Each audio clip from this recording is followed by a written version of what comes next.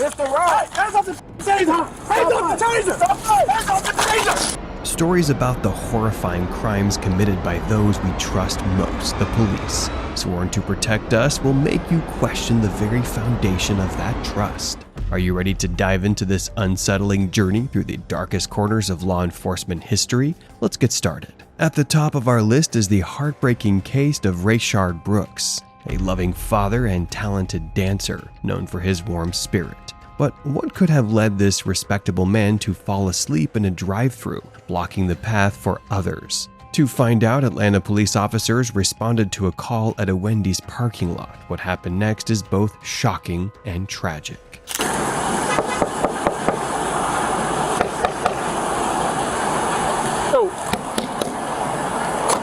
Yo, what's up, my man? Hey, what's my man? Hey man, you're parked in the middle of the drive-thru line here.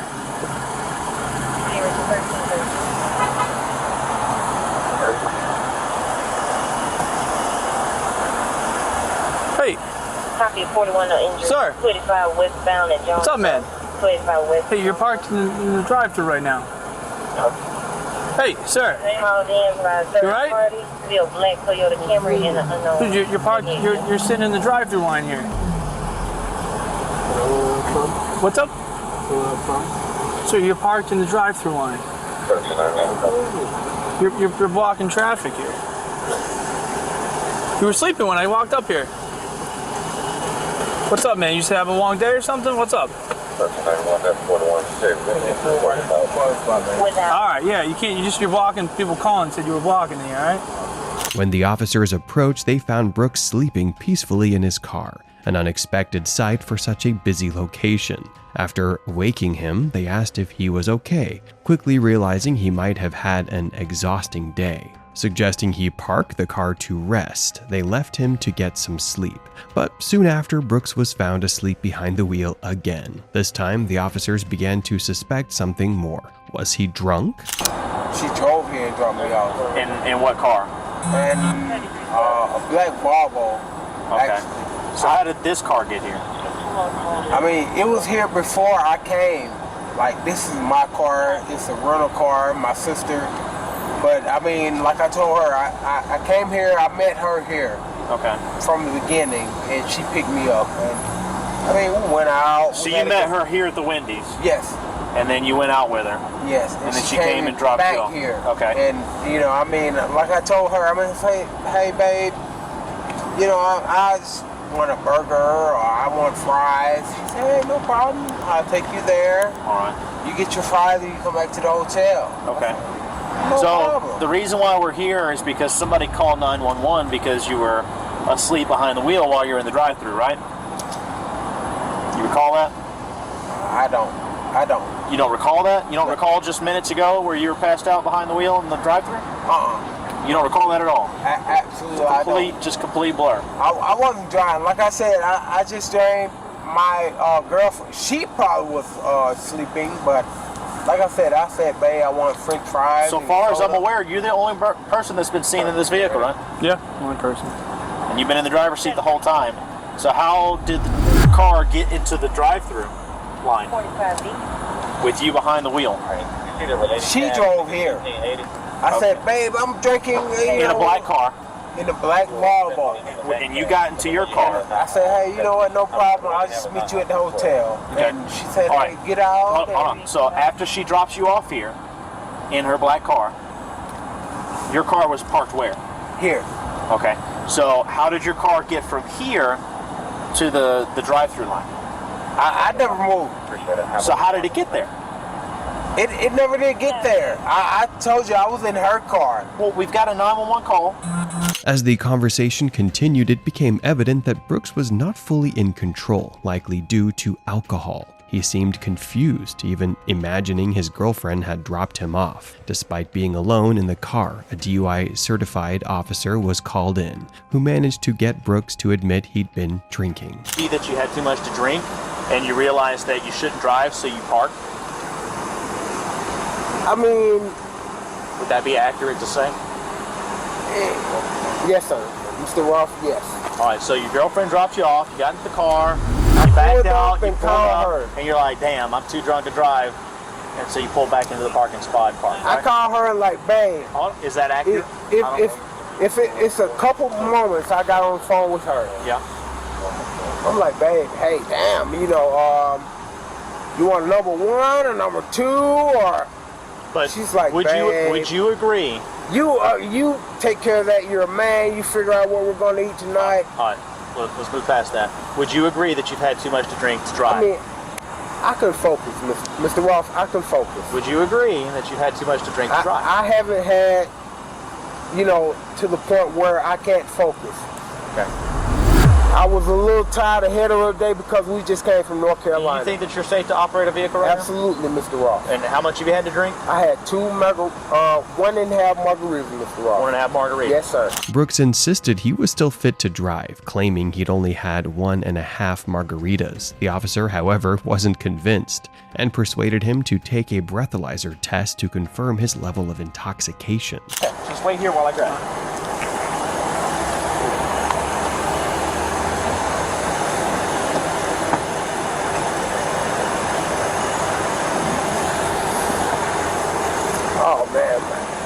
So, just trying to make sure, man, you're safe to drive, that's all. I know, man. You scared me a little bit because you were sleeping in there, so that's, why I was making sure you're okay, and then that's... I know. You just doing your job. All right, just take a deep breath in, put your mouth over the mouthpiece, blow as hard as you can until I tell you to stop. Blah, blah, blah, blah, blah, blah, blah, blah, blah, blah, stop. Very good. I just had a few drinks, that's it. How many?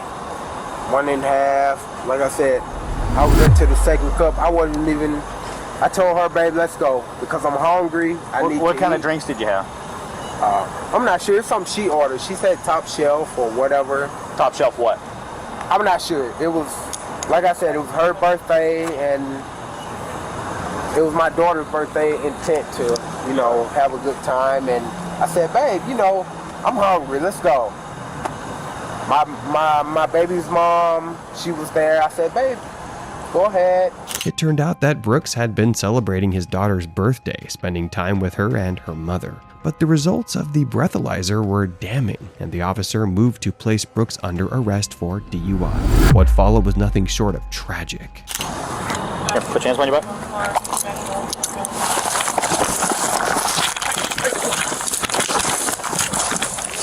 Hey, stop fighting! Stop fighting! Stop fighting! Stop fighting! You're gonna get tased! You're gonna get tased! Stop, Mr. Ross. Stop! Come on, man. Stop! You're gonna get tased! Mr. Ross. Hands off the taser! Hands off the taser! Stop fighting! Hands off the taser!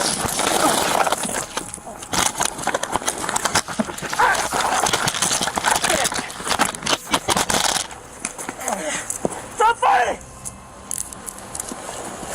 Taser!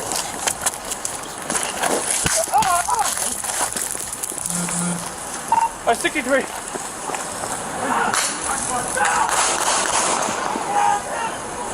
As Brooks was being cuffed, fear and desperation took over. He tried to flee, but Officer Garrett Rolfe, who had been listening intently, reacted swiftly and violently. He shot Brooks, declaring, "I got him." What followed was even more disturbing. Rolfe kicked the wounded Brooks multiple times as he lay defenseless on the ground. No immediate medical assistance was offered, and Brooks tragically succumbed to his injuries. Was fleeing from a DUI truly an offense that warranted such a lethal response? Justice, however, wasn't far behind. Officer Garrett Rolfe was charged with murder, while Officer Devin Brosnan faced charges of aggravated assault. Moving on to our next case. Do you enjoy the thrill of gambling? As the saying goes, gambling is not about money, it's about the thrill of the risk. Our next officer, Nomia Rosemary Nulu, who served as a police officer in Tembisa, South Africa, knew all too well about this thrill, but in the darkest way possible. Nulu was battling a severe gambling addiction, which led her to make increasingly dangerous choices despite being a respected member of the police force. She would occasionally skip work to dodge loan sharks. Settle into her new role very quickly. Her new co-workers all claiming that she was very pleasant and generous. She would often buy them more lunch, and gave loans to any of them who were in need of money. But that wasn't all the time. Some days, Rosemary would walk into the office with a very dark cloud around her, often irate and angry, complaining that she was broke, and making sure that all of her colleagues knew that. They were also aware that she had been frequenting Empress Palace in Kempton Park, a large casino in Johannesburg. It seemed as if Rosemary was frequently coming into money, only to lose it again to gambling and frivolous spending. And although Rosemary had recently started a new job, it was in the year of 2014 that she fell pregnant to her first and only child. Her name was Makanani. But how does this connect to something as sinister as murder? Here's where the real gamble begins. In 2012, Ndlovu realized that there was another way to fund her addiction, a deadly way. She started taking out life insurance policies on her own family members, then hired hitmen to kill them, collecting the payouts.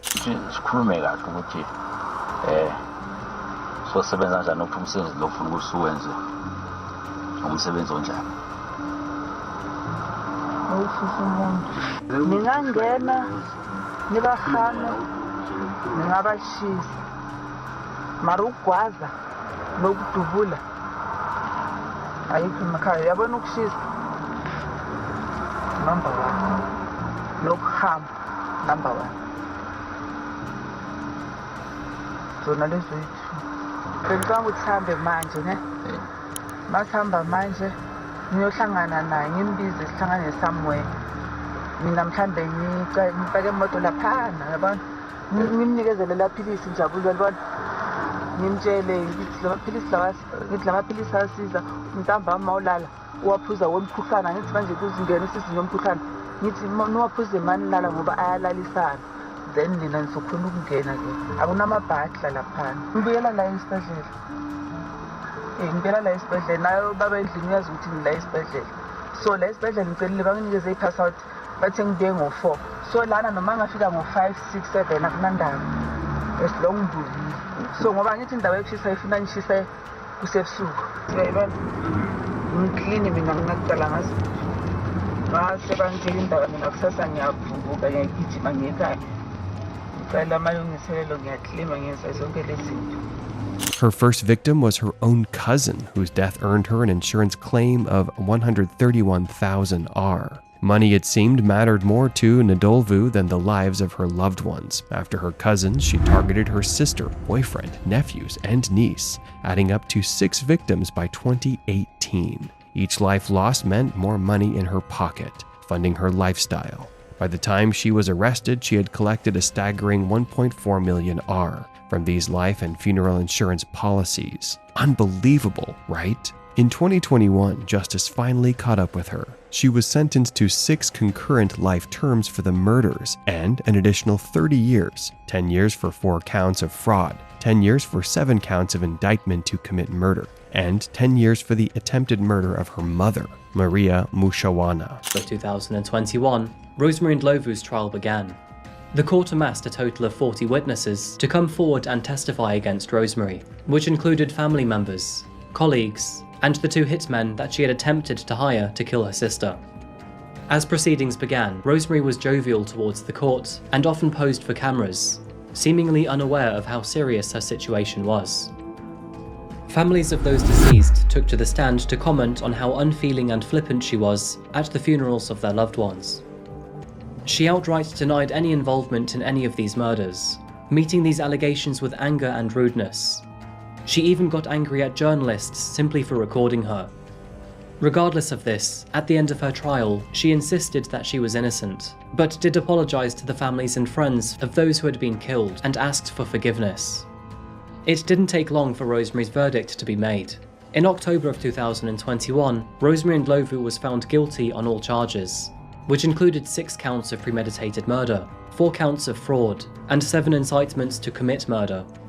She was therefore served with 6 life sentences, 70 years for incitement to commit murder, and a further 10 years for her counts of fraud. The thrill of the risk in gambling took on a horrifying new meaning in Ndlovu's life, turning her into a monster driven by greed. What are your thoughts on this chilling story? Be sure to share them in the comments below. As we turn our attention to another notorious figure on our list, let's delve into the chilling story of Floresvaldo de Oliveira. Better known as Cabo Bruno, once a respected officer of the military police of Sao Paulo State, Cabo Bruno's name became synonymous with terror. Pasión y el pavor de los pobladores.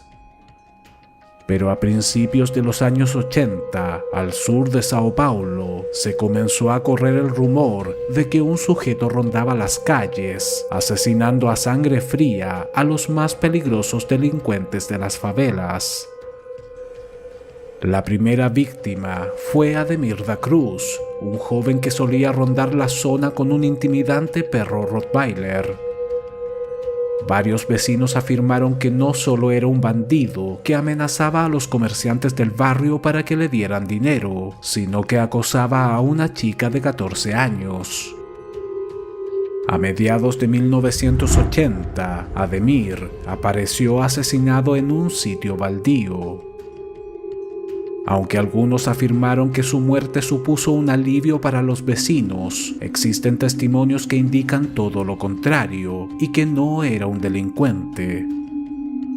Accused of committing over 50 murders in the outskirts of Sao Paulo during the 1980s, he earned a dark and infamous reputation, making him one of the most controversial characters in the history of law enforcement. But what drove this former police officer to such extremes? Why so much bloodshed? Let's uncover his motives. The Sao Paulo military police estimated that Cabo Bruno, along with at least 12 other officers, including 2 high-ranking officers, were responsible for a series of executions in the city's south zone. These killings were often shockingly unfair, with victims selected based solely on their appearance. In one chilling case, a boy was murdered simply because he had a small cross tattooed on his wrist, a mark that, in Cabo Bruno's twisted religious view, indicated criminality. Ando dentro de la cárcel, aunque él mismo afirmó posteriormente en un par de entrevistas que la cifra superaba las 100.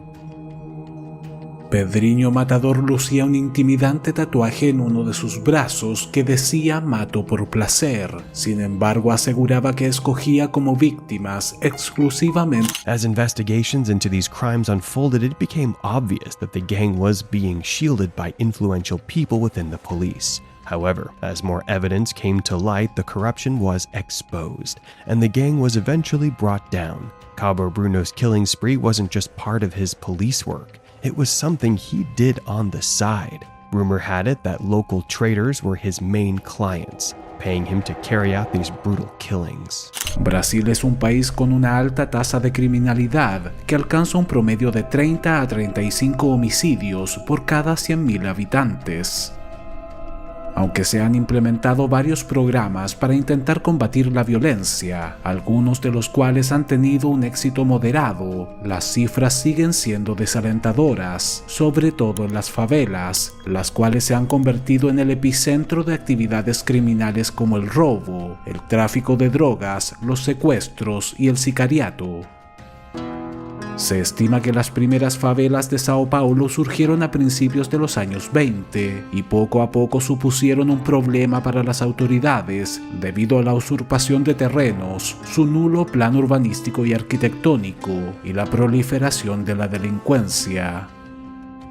Sin embargo, el gran auge de las favelas llegaría en la década de los años 70, cuando la cantidad de habitantes en estas zonas aumentó a más del 440% debido a la reducción de los salarios y el alza de los precios en las viviendas. La extrema pobreza, la precariedad de las construcciones, el hacinamiento y la ausencia de servicios básicos como escuelas u hospitales traería consigo graves consecuencias. Cientos de miles de jóvenes que vagaban por las calles no tuvieron más alternativa que prostituirse, robar o unirse a pandillas de delincuentes para intentar sobrevivir. Among all his victims, only one man, José Aparecido Benedicto, survived by pretending to be dead and escaping when he had the chance. Justice was a long time coming, but it eventually caught up with Cabo Bruno. Cabo Bruno era quien se encargaba de barrer el sur de Sao Paulo, matando a sangre fría a todo aquel que tuviera aspecto de delincuente. After 12 trials, he was sentenced to 113 years in prison. Despite multiple escape attempts, he was finally detained at the Jose Augusto Cesar Salgado Penitentiary in Tremembe. In prison, Cabo Bruno underwent a transformation, claiming to have found faith and becoming an evangelical pastor. He even married a volunteer worker at the prison. And in 1998, his artwork was showcased in a Sao Paulo exhibition. One of his followers in the prison's chapel was Lindenberg Alves, a notorious criminal in his own right. Sospechoso de ser el temido asesino de la zona sur. Florisbaldo, más conocido por sus cercanos como Cabo Bruno, era un ex militar que había sido interrogado en el mes de agosto en relación al crimen de Claudio Pasternak, pero la investigación no tardó en relacionarlo a por lo menos otros 36 casos similares, en donde algunos testigos lo reconocieron como el atacante. Ante la evidencia y la presión de la Cabo Bruno story is a disturbing reminder of how power can be twisted into something monstrous, turning prosecutors into predators. Moving on, meet Mikhail Viktorovich Popkov, infamously known as the Werewolf. There was something eerily strange about him. His victims' bodies were often discovered on Wednesdays, earning him the nickname the Wednesday Murderer. Cold open. In the frosty expanse of Siberia, a chilling tale unfolds. This is the story of Mikhail Popkov, an unassuming family man and a former Russian police officer with a sinister double life. Known as the Werewolf, his reign of terror spanned nearly 2 decades. By day, Popkov was a respected member of the community. By night, he morphed into a predator, selecting his victims with precision, stalking them before striking with brutal force. His modus operandi? He'd offer them a ride, their last. After years of evading justice, the werewolf was finally unmasked. His tally, 55 victims, though some believe the number could be higher. His motivation, a twisted sense of cleansing society. In this vast frozen wilderness, the echoes of his horrendous deeds still linger. Mikhail Popkov, the Werewolf of Siberia, a true crime story that chills to the bone. A native of Russia, Popkov served as a police officer in the Irkutsk region. By the time of his capture, he had also worked as a security guard at the Angarsk Oil and Chemical Company and a private firm. But instead of upholding the law, Popkov used his position to commit unspeakable crimes. Popkov's twisted logic led him to target women who, in his eyes, behaved immorally, like attending parties without male chaperones. His methods were as cunning as they were cruel. Donning his police uniform, Popkov would patrol the streets at night, searching for potential victims. He'd offer them a ride in his police car, only to take them to remote locations, where he unleashed his horrific violence. His weapons of choice were knives, axes, baseball bats, and screwdrivers, which he used to murder his victims before assaulting their lifeless bodies. He would take them to a secluded area where he would rape and kill them. He said he wouldn't hide the bodies, he just made sure not to leave any evidence. Something he must have learned more about being a police officer. It's hard to believe that Mikhail had any sort of life outside of killing. From 1992 to at least 2000, he racked up a total of 78 confirmed murders. He used a number of different murder weapons and killed women in some of the most brutal ways. Some of the injuries on his victims were made with his teeth, which is where he got the nickname, the Werewolf. One night, he picked up 35-year-old Maria Lazina and 37-year-old Lilia Peshkovskaya and drove them into the woods. Once there, he raped the women and beat them to death. As he was disposing of the bodies, his police badge fell out of his pocket and he didn't realize until he had driven from the scene. He returned to get the badge, and when he did, he noticed that one of the women was still breathing. 2 more victims were 20-year-old Tatiana Martinova and 19-year-old Yulia Kaprikova. They had gone to a concert in October of 1998 and had a few too many drinks. Mikhail took this opportunity to teach the women a lesson, and after offering them a ride, he took them to a secluded area where he raped and killed them. Of his victims, some were bludgeoned to death with rocks. Some were stabbed up to 170 times. He used a screwdriver, an axe, a hammer, a shovel, and a baseball bat. One woman was decapitated, while another had her heart ripped out of her chest. In his own chilling words, Popkov claimed he wanted to cleanse the streets of prostitutes, driven by what he called his inner convictions. But it wasn't just his twisted motives that made him notorious. It was the consistent pattern of his killings. The fact that his victims' bodies were often found on Wednesdays only deepened the terror surrounding him. Popkov's reign of terror spanned nearly 2 decades, during which he assaulted and murdered 83 girls and women between 1992 and 2010 in Angarsk, Irkutsk, and Vladivostok. However, he has confessed to and is suspected of at least 86 murders in total. So, how did this monstrous killer finally meet justice? The answer lies in a meticulous police investigation. In the mid-1990s, Russian authorities were hunting a single offender responsible for a string of similarly brutal murders. Despite extensive investigations from surviving victims, Popkov remained elusive for 20 long years. But investigators began to notice a pattern. Tracks from a Lada 4x4, an off-road vehicle commonly used by law enforcement, were found at multiple crime scenes. In 2012, DNA testing of 3,500 current and former policemen in Irkutsk finally led to Popkov's capture. 23rd, 2012, he was arrested and charged with the murders of 22 women. He actually confessed to the murders in January of 2015. He was sentenced to life in prison. Both Svetlana and Evgenia faced their attacker in court. Mikhail said he was surprised to find out that anyone had lived through his attacks because of how brutal they were. But far more women had died at the hands of Mikhail.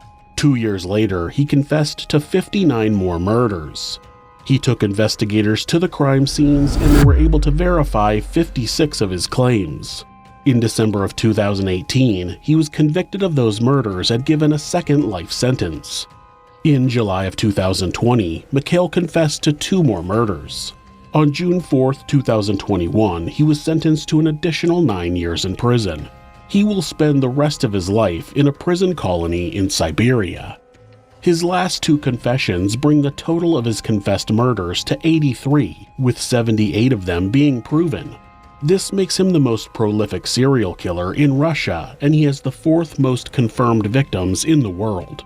Not only is he one of the worst serial killers in the world, but he's also one of the worst monsters the world has ever seen. All because he couldn't handle the relationships he had with the women in his life. In January 2015, he was sentenced to life in prison for 22 murders. His capture and conviction marked the end of a terrifying chapter in Russian criminal history. But the scars left by his atrocities will never fade. That's all for today. As we wrap up the video, the cases we've explored reveal the chilling reality that evil can lurk behind any badge. If you found this video thought-provoking, please like, share, and subscribe for more content. And as always, share your thoughts and questions in the comments below. Until next time, stay safe and stay aware.